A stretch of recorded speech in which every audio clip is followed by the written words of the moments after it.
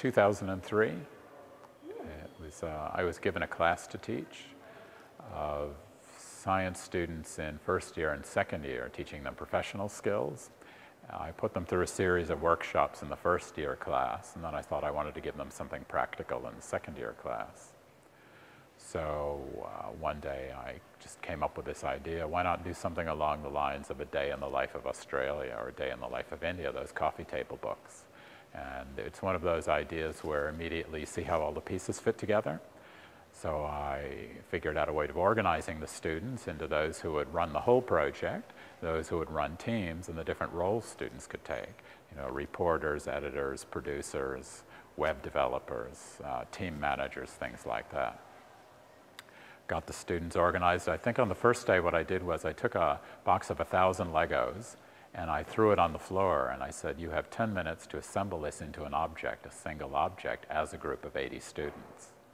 They went to work, and after 10 minutes they came up with this strange looking thing that looked a bit like a castle and a bit like a wall, and I said, this is what you're going to be doing this semester. You're going to be creating something where you don't know what it looks like at the beginning, and you'll each be taking on different roles. You know, some of you will be in doing the nitty-gritty work in the middle, and others will be assembling pieces at the periphery, and some people won't be busy at all for most of the project, will be intensely busy for part of the project. And then I got them going, and at the very beginning I said, we could do this internationally. We'll do a pilot at this university. And it worked really well, and I could tell from what the students wrote in their reflective essays and from what I was seeing occurring as I met with different teams during the weeks of the semester. And they made a website and they made a CD-ROM, and we distributed 1,000 of the CDs to students who were interested in studying science. The audience is both high school students and other university students. The project's meant to work on a number of levels.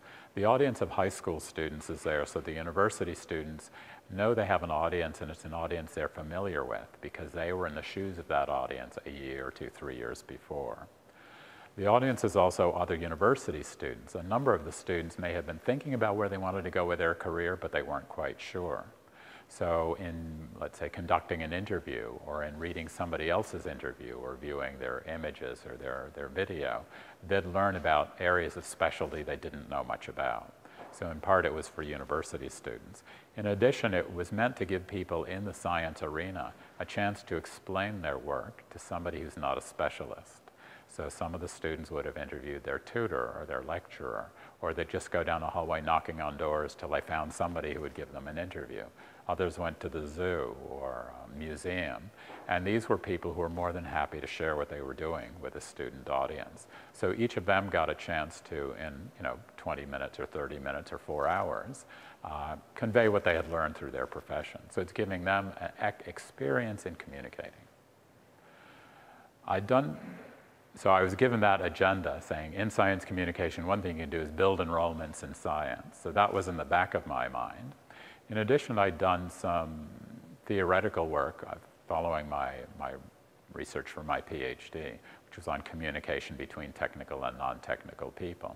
And that research had focused on the fact that the breakdown in communication is often due to a lack of what's called the relational element in communication, not merely the information element. When you're listening to somebody speak in technical language, often you'll follow part of what they say and part you won't follow. But even though you have questions, you'll hesitate to ask them. So the breakdown in communication is both you can't understand, but also that you're not asking questions so you can understand.